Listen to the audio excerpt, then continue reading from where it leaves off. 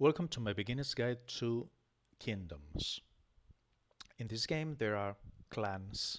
Some games call it clans, some games call it guilds, some games this one calls it a kingdom, but basically it's an association of multiple players that work together for a goal. Now, if we enter the kingdom, here you can see the different things that you can have access to. First is the bazaar. Now, you cannot have access to the bazaar the same day you join the kingdom. You have to wait until the next game day. This is to prevent kingdom hopping.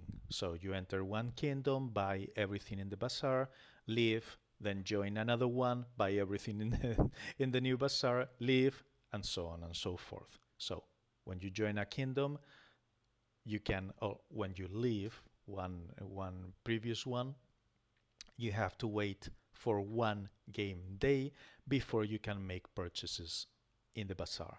Now, the bazaar has random stuff. This is random for each kingdom for each day, but as you can see, you can buy a few things here. Next, you have the roster. Here you can check all the players in the kingdom. And one important thing is the crests. Some kingdoms require a minimum amount of crests every week. Is one way to check participation. So some kingdoms are more hardcore and require more more crests. Other kingdoms are more laid back. So just check each individual kingdom. For example, this one, view details. And here you can see if it's casual, balance, or hardcore, and how many weekly crests they require. Obviously, communication is very important in your kingdom.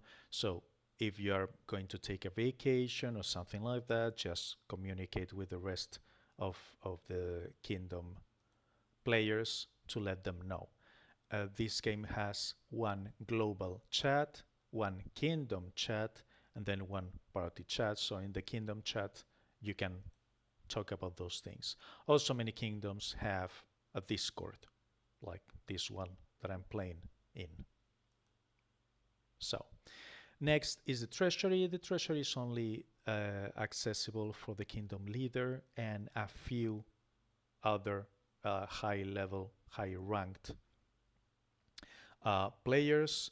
And here they can spend ingots to restock the bazaar, which means that you can buy two of each thing in the bazaar instead of just one.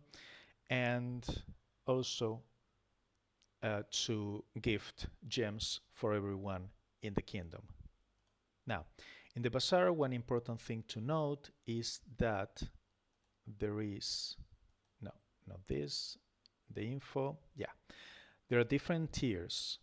These are accomplished when players buy things at the bazaar. So, the more things all players collectively buy, the more rewards all players in the kingdom gets. As you can see here, this is timed. I'm not sure how many weeks, if it is a month or is it, I think it's 4 weeks, but don't take my word for it. It could be only 3 weeks. But as you can see, there are many different tiers and you can get all those rewards when you buy stuff in the bazaar. So try to buy everything you can here. Finally, we have the Kingdom Dragon.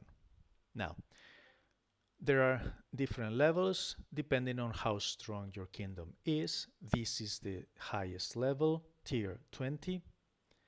And this is a dragon that each player can fight 3 times every day. Now, for the dragon, there are 2 types of rewards. The first one is if the dragon is defeated collectively by all players. It doesn't have to be a single player. It's, it doesn't matter who kills the dragon. It's just collectively. It all the players together in the kingdom deal more than 34,060,000 damage, the dragon is defeated and everyone in the kingdom gets these rewards. Those are collective rewards for defeating the dragon. Then there is an individual participation, which depends on each player individually. If you can deal 756,900 damage or more, you will receive one of these rewards individually.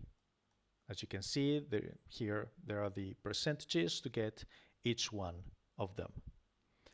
And if you deal 1,135,350 damage individually, again, you will also get this reward. So if you deal this damage, you're going to get both.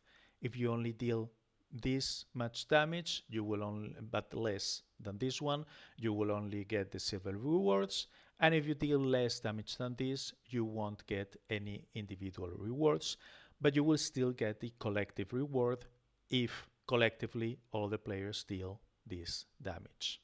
Now, for the Kingdom Dragon, and you usually want to use a physical build. Elemental builds are not very good because they cannot deal a lot of damage. However, with my main build, I am able to deal the individual damage reward. This is not as strong as a physical build, but only for the 1 million. I can do it alone, like I'm going to show you right now. Okay, yeah, this should be good. But yeah, the Kingdom Dragon, one important thing to keep in mind is that it's immune to all debuffs, also immune to instant death effects, and also immune to mana drain. And all dragons, there are 5 different dragons, one for each element, and have 3 spells. The first spell has an elemental attribute. This is the red one, so it burns. The light one blinds. The blue one freezes, and so on.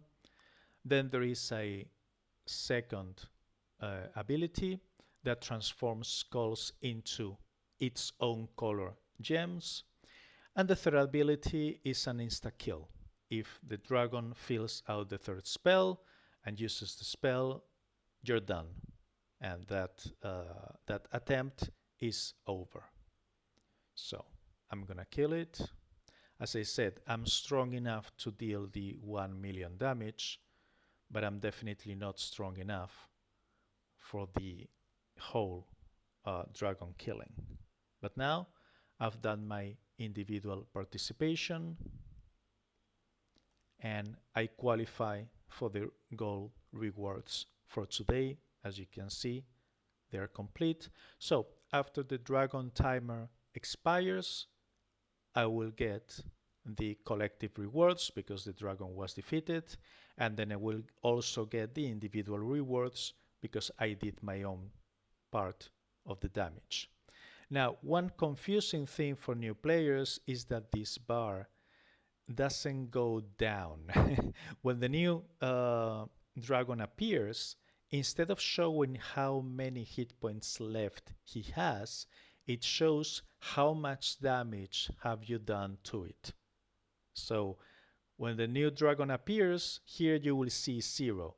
And you will be like, oh, the dragon is already dead. No, that is the damage dealt to it, not the hit points left, like any other normal fight in this game.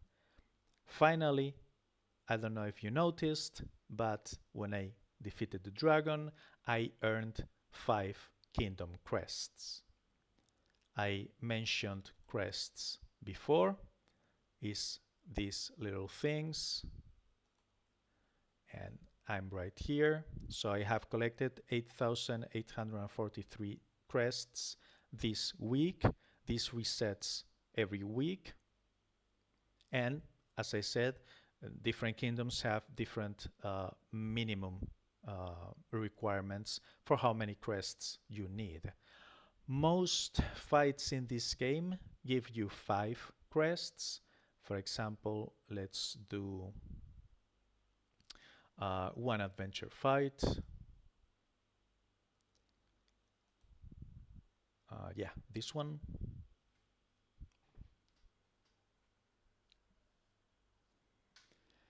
So let's do a quick fight.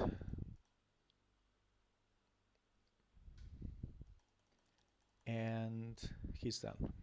She's done. Okay, and here you can see I earned 5 kingdom crests from this fight. As I said, most fights grant 5 crests, a few grant less than that, and the one that I've noticed that grants the most are parties. A party fight will give 8 crests. So if you do parties with multiple players from your kingdom, let's say for example 4 players from the same kingdom do a party, the kingdom is earning 32 crests per fight because each player earning 8. And that is my video about kingdoms. If you like it, please like, comment, subscribe, and thank you very much for watching.